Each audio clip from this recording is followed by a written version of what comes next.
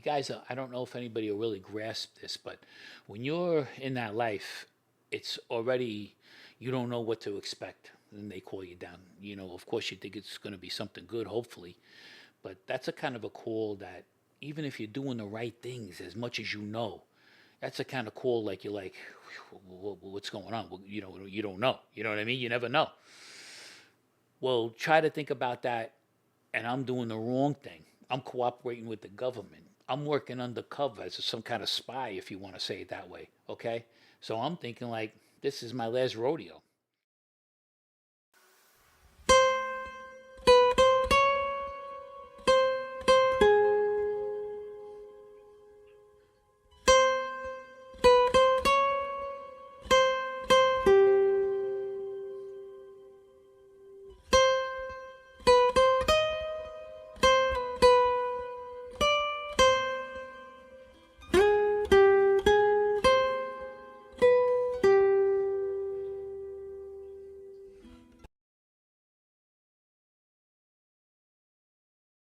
Hey guys, welcome back to the Goodfellow Podcast. I am your host, Joe Barone, and if you haven't already, hit and subscribe the like button. And I'm almost up to 1,000 viewers, so keep us going. I know you're going to get us there, and I want to thank you in advance for that. So today we're going to have a couple of. I'm going to talk about some fights that I had, some times when I was undercover, when and where, how I was called down.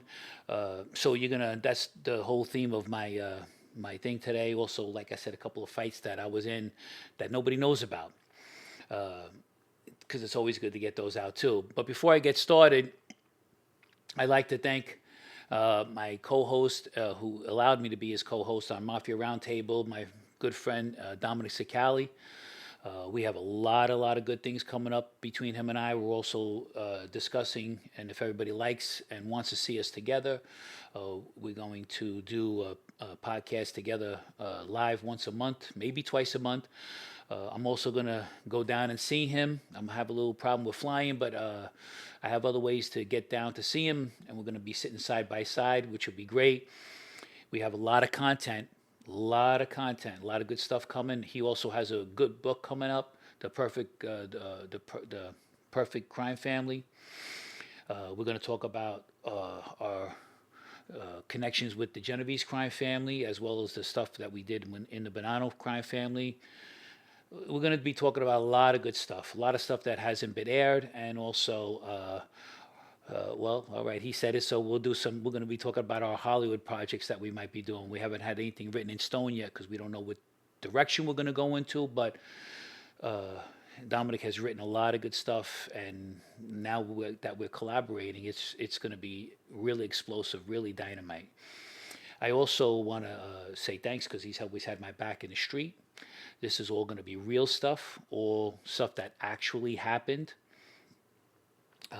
I was there for most of the time together with Dominic, and even the times that I wasn't. So it's going to be really good stuff. I also want to say thanks to my friend James Gill, who I was away in prison with. I've mentioned before, and gave some comments, stuff that I forgot about while we were in prison together. Here's a guy who I met in prison who actually had my back while we were in prison. And let's face it, it's not easy to decide who to jump in with or help out or whatever, because you could still be talking to somebody, and when the shit hits the fan, so to speak, some people will run. Well, Jim never ran. Okay, so I want to say thank you, Jim. I appreciate you, the comments and the memories you brought back, and definitely for having my back when probably a lot of people did not. So thank you for that.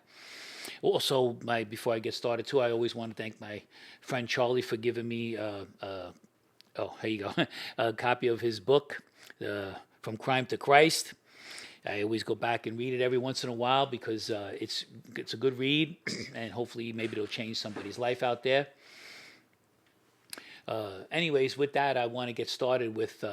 First, I'll start with a couple of fights that I had because it's easy to knock those out, and then I'll tell you how it was living under the guise of the informant that I was doing, because I had asked everybody, I think a couple of weeks ago, what you would you do if it was your dad who got murdered by the crime family. or in general, what you would do in my place. Well, anyway, I joined the FBI, obviously, and to try to find out. And now, even with Dominic, now we're going to get to some stuff that I have not even known yet, because Dominic actually protected me from a lot of reasons because of stuff that he knew. So that's going to be pretty good. But I'll get to that in a minute. So 2 fights I had. One, I used to have a 1997 S500 black on black Mercedes Benz. I pulled up to this restaurant in New Rochelle, and I pulled right in, almost to the front of the place. They had a big window, and I could see the whole car. It's a 4-door Mercedes, this one was. I also owned a couple of 2-door coupes as well. But I parked it right in front. I just had a regular like tank top on, some shorts, had my Rolex watch on. I was just looking to hang out, have something to eat. I told them I was expecting people, but I wasn't. I just wanted to go out to eat. I forget the name of the restaurant, Italian restaurant, obviously. I go in there, put my vitamins on the thing, my keys and all of that stuff, my phone. I walk in, and in the back, there was only a few people, a couple of couples, but there was these 3 guys in the back. And one of the guys was giving me a dirty look when I came in. I was like, with this guy. So I sat down. I said, maybe he's drunk. Who knows? I don't know. I tried to look at him a little bit without looking at him, because I wasn't trying to start no trouble, but see if I recognized him. No. Anyways, I ignored it. The bread came, the olive oil and everything, and now this guy and his 2 friends are walking out. So he gave me a dirty look when he walked out too. I was like, okay, whatever, who cares? But I started getting ready. I put the hot pepper, the salt, and the olive oil and everything. I take a look at my car to the right, and don't you think that on the trunk of my car, you're never going to believe this. On the trunk of my car, he had all these books, and he was like opening them up. And I was like, what the hell? And he was looking like this. He was looking through his books and looking like this up at the window to see if I was looking. I said, so I dropped everything. I put the bread down. I walked outside. Now he sees me coming out, and he takes all the books off the cars fast. And I know that he did that. And I know it has a spiral thing because he scratched my car. It had a little circle, like a half moon, about this big, because of the wire behind the book. Everybody probably knows what that is. So he put the books down. I said, well, what I used some choice words. What the fuck are you doing? I said. Anyways, he said to me, he started walking towards me. He goes, you touch me, I'll kill you. And I was like a little dumbfounded. I thought he was going to say, I'm sorry or whatever. I said, what? He says, you touch me, I'll get... Boom, I cracked him. I hit him from the waist. I hit him. I knocked him out 1 punch. Why was he so hostile, like, off the get-go? Don't know. I said to myself, like, I tried to look at him when he was on the ground just to see, and as he was walking towards me, I said, do I know this guy? He was about maybe, I was in my 40s then. He was probably maybe the same age, but he had a full head of hair, and he had that style with, over the years a little bit, so he was like that kind of a 70s look still, Yeah. So he might have been a couple of years older than me. I'm not sure, but it was all black, his hair. So, anyways, I cracked him. I hit him, and that that nice sound you get when you crack that guy in the jaw. Right on the jaw. Yeah, boom, he goes down.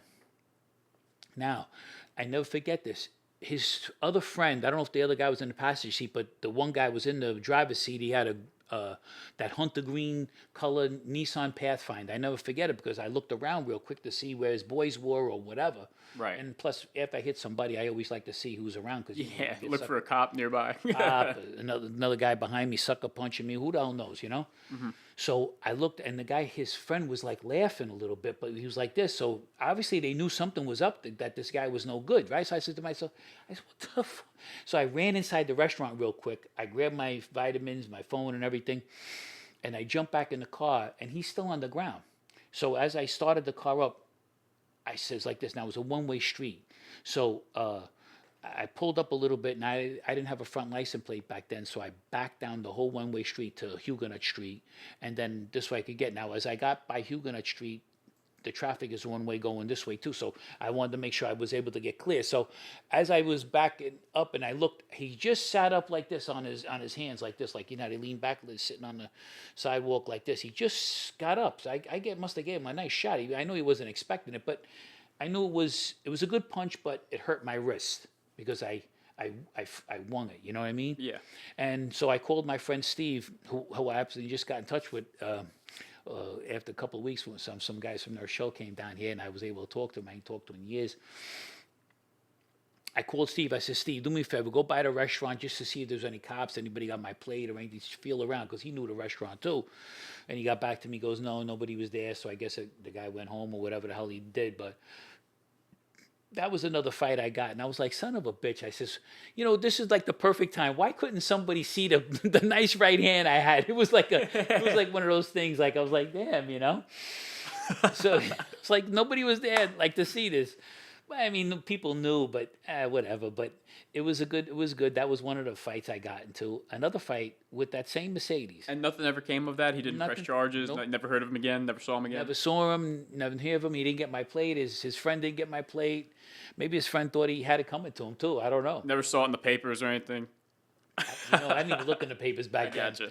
But, now that same Mercedes, I'm driving, and I'm coming up by there's a college in New Rochelle, so I'm driving past the college, right? And these landscapers are there, and I'm like, so I go way on the other side of the street, actually where oncoming traffic actually could have been there. That's how far over. Well, one of the damn pebbles hit my car. I said, this son of a bitches, because I don't like landscapers when a lot of them, they think like who the hell they are. So anyways, I said, this son of a bitch. So I pulled up about 3 blocks up. I looked. I didn't see a chip or anything. So I said to the guy, I called him. It was a little Mexican guy. He was shorter than me. He had the blower on the backpack and everything. I said, yo, guys, I don't know I said, when the car comes by, what's wrong with you people? You see the car coming by, and as I was beeping the horn, stop blowing the stuff. Hey, and he goes like this to me, hey, because he didn't care. He was like, cocky. Wow. Well, I said to him,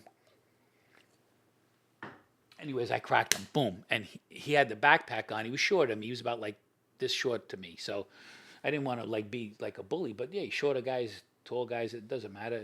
They could be tough. I don't know.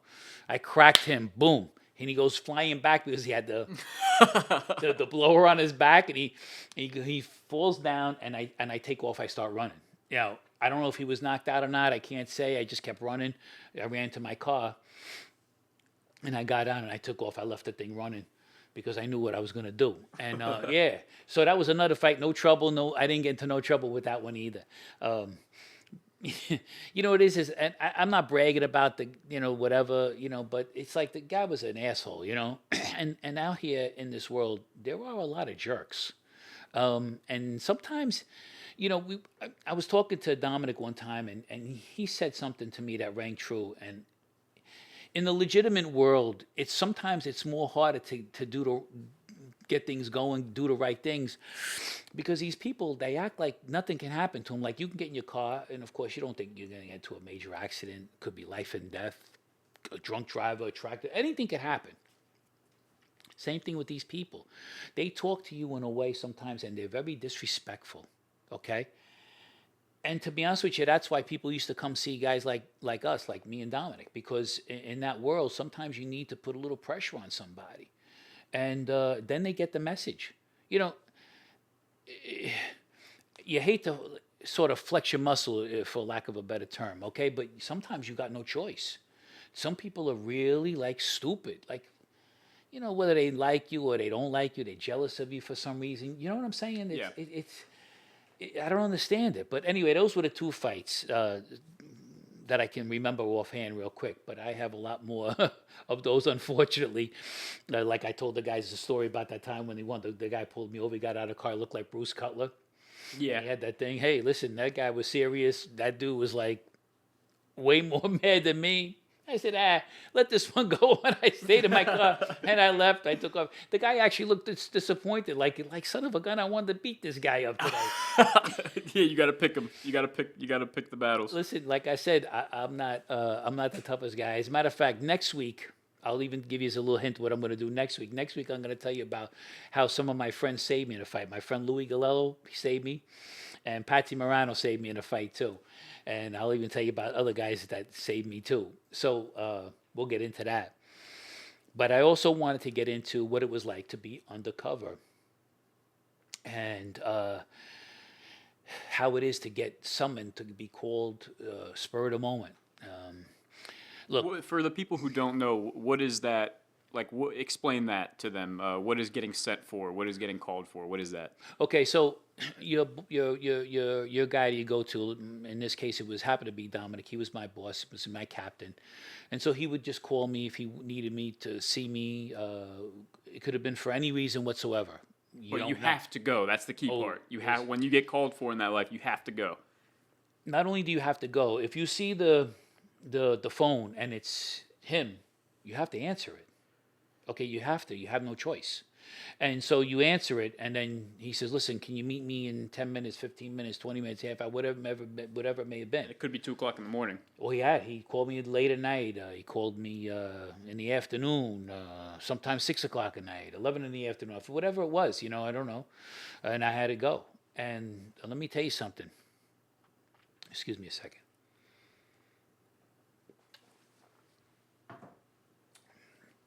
You guys, I don't know if anybody will really grasp this, but when you're in that life, it's already, you don't know what to expect. And they call you down. Of course, you think it's going to be something good, hopefully. But that's a kind of a call that, even if you're doing the right things as much as you know, that's a kind of call like you're like, what's going on? Well, you don't know. You know what I mean? You never know. Well, try to think about that, and I'm doing the wrong thing. I'm cooperating with the government. I'm working undercover as some kind of spy, if you want to say it that way, okay? So I'm thinking like, this is my last rodeo. So I don't want to sound like sarcastic or anything like that, because I'm not, but I'd like to see how many people would want to go down knowing, because Dominic was the real deal, okay? As a matter of fact, to be honest with you, he's still the real deal, okay? Don't make no mistake. This, he's not looking for trouble. He's straight up legit. I could trust him 100%. But in that life, what I was doing that's a death sentence, okay? And Dominic would have carried that out. I've said plenty of times I think he would have felt bad years later or something like that. But he was true to that life, and make no mistake, he would have did it. And like I said, I have respect for him, and that's why a lot of times I didn't do half the things I could have did with Dominic. I mean, he was my friend. Okay, I never expected to have a friend in there, but just the way Dominic and I were, we gravitated towards each other. He had a certain kind of personality that, like, he didn't act like a smart aleck or anything like that. He handled it with grace. Matter of fact, I don't know if he even knows this, but I had a long talk with Vinny Gorgeous while we were in the hole together. And I said to him, I talked to him about Dominic and stuff, and I says, you know what, you promoted Dominic, He says, look, I like the way Dominic handled himself. And that was even before he started really hanging around Vinny, who actually sort of polished Dominic up, But he was genuine, Dominic. He was the real deal. A man of a man, a man's man. You want to be hanging around him. Well, with that said, like I said, I would get these calls, and look, he told me to meet him one time in 15 minutes at his cousin's house. And I said, could I get 20? He went, all right, 20 minutes. So now I'm thinking, like the way he said it to me, I was like, what's up, So I go down there, his cousin's there, and she said to me, she says, well, what's going on? You all right? I mean, Dominic told me you're going to meet him here. And so now she's making me think even more. So Nancy and I always had a thing where if anything ever happened to me, to meet me at a certain park and anything, because I didn't know the way I was leading this life. I couldn't trust the FBI. I didn't know if I was going to get killed. So I had which nobody really knows. I think this is probably the first time I'm saying it, is I had a, how can you say, like an out. An insurance policy? An insurance policy, so to speak. Yeah, but nobody knows about that. Even my friend who I told about that I was working like this with the government, he didn't even know about an insurance policy I had. Are you allowed to talk about it, or you don't want to talk about it? Yeah, I won't. Okay, yeah, gotcha. It's not that I'm allowed to or not, but I don't. Listen, I had to come up with this insurance policy, but believe it or not, a lot of TV shows and movies helped me put this together. I didn't read a book on it, and then of course you always. Okay, in my life, and a lot of people, guys might get this. this is the world I worked in. Here was the Mafia, here was the FBI, and here was me. I walked in between these both worlds. Okay? Both people, Mafia wouldn't have liked me, of course, what I was doing, and of course the FBI just hated me just because I was an ex-associate or whatever they want to call it. They jealous of me and envious the fact that I could work undercover. You're on the opposing team Exactly. in their eyes. Exactly. That's a good way to put it. And so I was like in a no-win situation no matter how you look at it. So I had what they call an insurance policy a certain way out. And I had Nancy was supposed to meet me at a certain park at a certain, if she didn't hear from me or whatever, or if I text her a certain thing. So when I went there, anyways, she had said, "What's going on?" And so it actually made me more nervous. Now Dominic comes in, he's all dressed up. He comes in with his father. I called him Uncle Donnie. And they're a little cold to me. I'm here, I know them, it's a long time, and they're like a little cold to me. I'm like, okay. So anyways, we get in the car, and the baby seat's in the back. He's got the white Acura at that time, and I'm like, and he lets me sit in the back. So that kind of put me at ease a little bit, but then again, it didn't because if they're gonna kill you, they put you in the front seat, right? yeah, because it's easy to pop you in the back of the head. Yeah, you know what I mean? I gotcha. But now I'm thinking I'm in the back seat. I'm thinking, okay, he's driving 80 miles an hour in a 30 miles an hour zone. He's asking God. me, you don't know where we're going, Joe? As I said, what's going on, guys? Everything all right? Well, I figured they're going to tell me what's going on. Maybe not in the car, because sometimes they'll say, we'll talk out of the car in case the car's bugged or whatever. But I'm thinking that he's driving so fast because they're going to take me to some garage, some warehouse, some whatever, and that's it. You know what I mean? I don't know if you people could ever even fathom the amount of stress I was under for all this time doing what I was doing. Okay, and I was getting close. Look, I got paperwork that it's on the Patreon channel that we have, and also I'm going to show it on Dominic's channel too on Mafia Roundtable. I was with one of the most feared crews in the Bronx. Okay. And they're no joke, okay? Even just because Vinny Gorgeous had a name like Vinny Gorgeous, whether he liked it or not, I don't know. But don't let the name fool you. And he was a good-looking guy too, so don't let that fool you. This guy was ruthless, okay? Just like Dominic, good-looking guy too, ruthless, smart. When Dominic did that thing, I don't know if anybody knows about it or whatever. He might have said it, or I might have mentioned it once when he had gotten Ace. He knew the feds would be following him, so he had Ace meet him at the body shop. Dominic had a cap on and this kind of like windbreaker on. Well, Ace met him over in there, and then Dominic went in there, and so they, the feds are outside, and they're going, yeah, look, we got the meeting. They think what the hell they got going on. Meanwhile, Ace gets in the car that Dominic was driving, wearing Dominic's windbreaker and hat. Oh, and my they followed God. him. Yeah, they followed him. So this way Dominic could do it. That's how smart Dominic was to put that together. Yeah, that's like a scene out of a movie right there. But that's what I'm trying to say. This is this is how smart he was, okay? And that's how and they never knew it. And you hear stuff like this. Look, like I had the insurance policy from the movies, you know what I'm saying? Same thing, however he got that idea, I don't know. But he got it. And, this is what I try to say. Those are the questions. Would you have gone to a meeting on a spur of the moment knowing you were doing the wrong thing with people who will kill you? What would you do, again, another question, if this happened to your dad, okay? And Dominic is, finally, hopefully going to talk to me about what he knows about my father, okay? And that's going to be some talk, okay? I talk a lot about certain parts of my past, like a lot of people about my never show people from the Bronx. Actually Dominic and I, we happen to know the same people. We didn't even know that back then, but it's a small circle of friends, And look, everybody comes from somewhere. Everybody has a hard life. I'm not going to say mine is harder than somebody else's or whatever the case may be, but I love my father. I loved my mother, and that's it, man. They're my mother and father, okay? And I love my friends, that I grew up with. And as the years go on, man, and I've been away from everybody, you miss them. You miss everything. You miss that life. You miss that old ways. I went back up to New Rochelle. Town's not nothing compared. It was. It made me sick. It made me actually, because of my PTSD, everything seems to be magnified. Now, I would have been upset maybe if I was okay.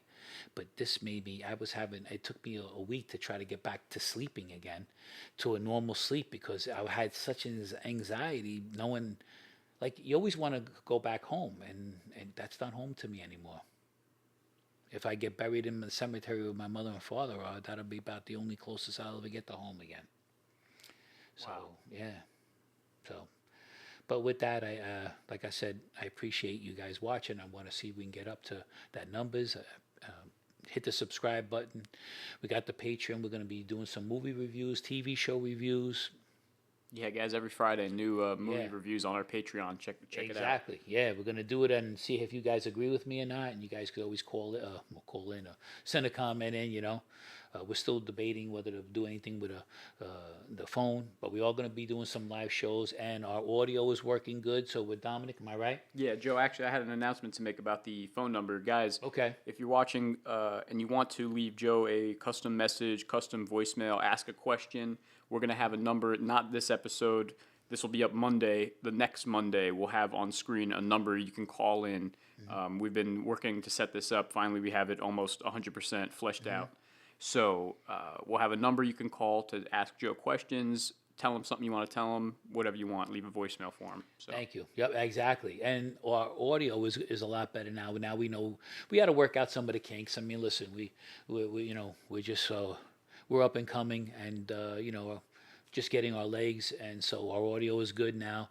And wait till we do another one when I get to see Dominic again side by side. It's good. You guys are gonna see how close we are, how tight we are, and how much more relaxed we are. And look, Dominic was a lot of fun. I got a lot of great stories, not just wise guy stories. I got a lot of great stories of us in the city in New York, on a lot of occasions, just enjoying ourselves in the wintertime, having apple martinis. He introduced me to an apple martini. We went to go see the tree. I mean, Dominic is was a very, good person. I mean, a lot of fun, a lot of laughs we had. Oh God, forget it. When we weren't around doing our wise guy thing, and we were just around the ladies or just ourselves, when it had to be certain things we had to do. I mean, he's just a real, like I said, a man's man. A lot of fun. A lot of fun. I have a question about the Sure. story that you were telling earlier where you got sent for and they were yeah. going 90 miles an hour and a 35. That's only one time. There's been many times, yeah, but go ahead. Was that the closest to was that the most that you ever felt like you were going to get killed? No. There was other times. Yeah. You want to talk about those or no? If I can remember as many times as there was, because he called me a lot of times. Yeah. You don't know. It's almost when you least expect it sometimes. It's almost like when you everything you think is going good, you don't got nothing on your mind, and all of a sudden that's it. Because don't forget too, I was so focused on what my agenda was. Yeah. You know what I mean? But then as you're driving to meet wherever I was supposed to meet, now it starts getting even more real. But I'm thinking, I don't know. I think I kind of had a little bit of a death wish in my own way too, because I was heartbroken about my father, losing him like that. I was also heartbroken about how I turned out, like in my life, you know what I'm saying? And would my father be happy about what I did now after all this time, trying, going the route that I did to try to find out who killed him? And of course I wasn't happy, like pretending to be something I wasn't. You know what I mean? Like, I'd rather be loved for who I am than, what I mean? Hated for who I am than to be loved who I'm not. You know what I mean? Right. So I wasn't happy, Could I have been a gangster? Well, of course, yeah. I could have went all the way, and if I was a worker for the feds, sure, I could have been a gangster. I was proposed, more or less, and but yeah, it's not the only time, but that was a very, very close time, and don't forget too, I could have just been tortured too. I could have not have just been shot. who knows? Maybe what they would have did to me in there. I Right. don't know. I don't know. And so, did you ever? I think we derailed a little bit. We started talking about the insurance policy. Did you ever finish? Where did you guys end up going that night? Yeah. So we wound up. They laughed at me in the car. They said, "What's the matter, Joe?" I said, "No, I'm just wondering. I tried to play it cool. I was Right. like, oh no, don't worry about it, guys. I was trying to play it cool, but inside, I knew something was up." And then they said, "Oh, what's the matter, Joe? You ever go to Sue's Rendezvous?" I went, "Yeah." They go, "That's where we're going." They said, "What's the matter, Joe? You look. What were you gonna worry about? You getting whacked?" But they would put me through the test. They were testing you. Yep. And Sue's Rendezvous, that was a strip joint? Strip joint, yeah, Yep, in Mount gotcha. Vernon, New York, yeah. Gotcha. So that was the whole thing. They were just taking you to a strip club, but I they met, wanted to like, scare you a little bit yeah, to keep you honest. Yeah, I met like about I met Wow. like a few other guys up there. There was that other they guys did up there the- waiting for you? Yeah, they're waiting for us. Yeah, it was like, okay. Yeah, it was like so altogether there might have been like 6 or 8 of us up there. Yeah. Wow, it's such a I was like so relieved, but I couldn't enjoy myself because I was still sweating, but I had to play cool. You know what I mean? such a strange love. Strange isn't the word for it, but it's like such a you got to really really be careful in every situation in that life, Don't forget too. There's a lot of things. I got together with Dominic again after all of this stuff, and I had talked to him about a couple of things that could have hurt him. I know there's definitely things I could have told the FBI more about Dominic, and I didn't, because I became his buddy. Once you become somebody's buddy, it ain't that easy to tell on somebody. You know what I'm saying? It ain't. And I didn't put Dominic in those kind of positions or myself in there. I mean, I said things to the FBI that pretty much almost everybody knew. It wasn't like there was a big secrets. You know what I'm saying? But there was other stuff that I didn't say. He had a major sport betting thing going on. And matter of fact, he actually borrowed 20 grand from me. Start it? Yeah. No, not to start it. He didn't need that, but and he gave me back the money. To cover bets one night or something. There was a bad night for the house or something like that. Probably he just said he needed Yeah. it, and I Gotcha. didn't. I wasn't going to ask him, but that was probably another test on me too to see if I gave it to him, and I would. I gave it to him because listen. I got to like Dominic, and I loved him too. Like in the street, I would have did anything for him, just like he would have did anything for me. So look, I could have set him up. There was something I talked about him, and I'm not going to say that was something between all of us. As a matter of fact, that's why Vinny actually sent me to subpoena me to court, and I didn't go because I'm not going to do that to Dominic. I would never go against him. It doesn't matter. I'm not going to. And just like I never went against my own friends that I knew for even twice as long as Dominic. He's not going to do it. Well, I'm really interested in you mentioned even him asking you for the 20 grand could have been a test. What other ways did these guys sort of use inconspicuous ways to test people? Like what were some slick ways they would test you? Another time I was with Dominic had told me because he had proposed me, he asked me if I wanted this life, Mm-hmm. and I told him yeah. And then from then on, all he ever said to me is, from now on, I'm only introducing you to wise guys. So now all I was going to be doing was hanging around wise guys. And that's when you really know you have to know how to handle yourself. You guys, That's why he was telling you, right? It's to prepare you, you got to He act gave a me- certain way around these people. he gave me a heads up. Right. He actually did. So it was actually Dominic, myself, Anthony Donato, and Ace. Okay, Anthony Aiello. All of us. Now, these guys are all wise guys. Dominic's our captain, and I'm the associate. And we're sitting at the table, and they were talking about things, and I didn't include my stories that they had. Like, in other words, I didn't join in the conversation. Well, the next day, and actually that night, I get dropped off. We're getting out, and Ace gets out on my side. Dominic gets out on the other side, so he's walking around the back. I went to go say goodbye to Ace. I went to go kiss him hello. He goes, no, not me first, him. Because you're supposed to kiss the head down first, who's the leader, and then you go down. I didn't know that. So Dominic said, so he heard Ace tell me that, and Dominic was laughing. He goes, you're learning, but Was Ace made at that point already? yeah, he was a soldier. Yeah. Okay. And for those who don't know, that's Anthony Ace Aiello. Yeah, And he was a Bonanno enforcer, right? yeah. Yeah. And he was no joke. And he was a good guy, Ace. Yeah, I liked him too. And he was actually very close to Dominic. Matter of fact, Louis Electric, who was the captain too, and he's from Queens. He's a captain, and And I don't know what happened. I think Anthony and Dominic got into some battle or something someplace. And Louis says, I put those guys up against anybody. And I was like, yeah, that makes sense. Because Dominic, even though he was a captain, it don't have to get his hands dirty. He still get right in there and pug with anybody. You know what I mean? Were the other captains like that? So hands-on like that? No. They didn't want to get their hands dirty? Some guys got promoted for certain reasons. Dominic happened to be one of those type of guys who had the best of both worlds. He was smart, as he could be a good earner, and he could handle his business if he had to. Either way, so he had the best of both worlds, and that's kind of what you really want in somebody who is going to be your boss, because they understand both sides. If you could fight, if you could handle yourself, or if you could just be a good earner, then because it actually helps them to know where they can put you. You know what I mean? And this way, they don't put you out of your element. It's like being a foreman on a construction site. You gotta know. You had to have done the work at least in the past to know what the work entails. How long it should take, how much it should cost. Exactly. You gotta have some sort of You can't just go out into a construction site, be a foreman. You gotta know. Listen, if I got into a fight, and I even if I lost the fight, but at least I stuck up for what I had to stick up for. I fought for what I had to fight for. Then I would get respect, because it was like, okay, I didn't rely on my boys to help me. Even though I knew I lost the fight, I still went in there and fought. Now my guys will back me up, because I wasn't afraid. Right. I'm not going to just be like, oh, no, help me. You know what I mean? That kind of baloney. And then these guys got to be like, oh, this guy's with us. You know what I mean? But if I didn't pretend to be anything else, if I was just an earner and I wasn't that way, they knew not to put me in a situation that would cause that problem. You know what I mean? Right. And that's important. That's important in this kind of life, or in that kind of life. You know what I mean?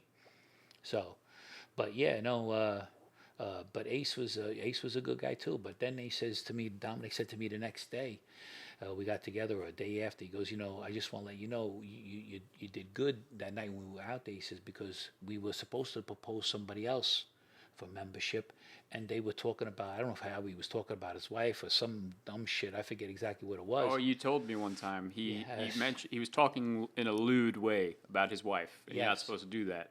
No. Yeah. And then, and I didn't mention anything about girls that I went with or anything like that, because it was kind of a sexual kind of a talk a little bit. And I just kept my mouth shut. I listened and everything. I didn't add my 2 cents in, or any conquest that I had. And he said, you did good there. And I went back to myself like, whoa, that was cool. You know what I mean? Because I knew I did the right thing there. I messed up with the kissing and the direction I had to do, but, But I'm sure they didn't look at you any different. No, because that's why Dominic said, you're learning. Right. You have to learn. But listen, it's a learning process. Right. You don't want to make a mistake, but now that's a mistake I would never make again. Right. And that's it. And now that I was able to just keep my mouth shut, and thank God, I don't know where I heard it, just keep your eyes open, your eyes open and your mouth shut, and that's what I did. So in that moment, when the guy was talking about his wife in that disgusting way, were you like, oh God, what a pig? Like, did you think to yourself, like, did you know that you were supposed to stay quiet? Or was it kind of like a thing where after he told you and you were like, oh, thank God I didn't say anything? Well, yeah, no, but don't forget, that was a different time. I wasn't around that guy. He had told me the story about that guy. Oh, okay. Yeah. I thought he The was other there two- with you that night. The other two guys were just talking like, nonchalant, not about their wives or their girlfriends or whatever like that. They weren't saying anything rude about them. But I didn't chime in, and that's the whole thing. Right. So I was happy about that. That I kept like I said, keep your eyes open and your mouth shut. That's it. Before we sign off for the day here, you want to go over a few comments? Yeah, sure. Why not? Yeah, absolutely. Respond to a few I comments. always like to, yeah. Hold up. Yep. Let me just... Alrighty, so... Oh, sorry, guys. Okay. I forgotty from one day ago. He says, your shades say I was in the Mafia. Thanks. I don't know if it was my real dark ones or these ones, but I've been trying to keep these and trying to remember, but now I brought them. But thank you. Yeah. Okay. TPM 1424 says, we have to put a face to the stories. We would love to see a picture of Joe's father. Just one pic. Okay. That's okay. I'll put it up for TPM 1424. If you're watching, I'll put it up on screen right now. Picture of Joe's dad. There you go. Thanks for the comment. Absolutely. Yep. Thank you for the comment. Payman64. Hey, Joe. It's just a short one. Hey, what's going on? Good to hear from you. Jimmy Boudreau, PTSD sucks, Joe. I got it from the Army. Yeah, it does, man.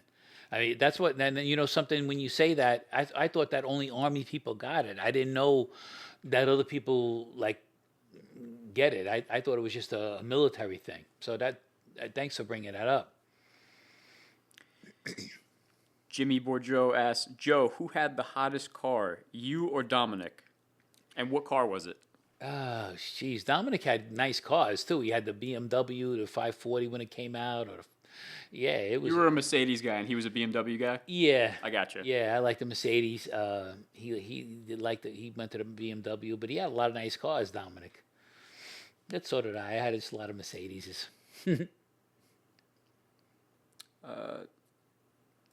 Robert Awilko. Okay. I'm just a few minutes into this video. You're a genuine person who never hurt his friends. Wow, thank you. I appreciate that.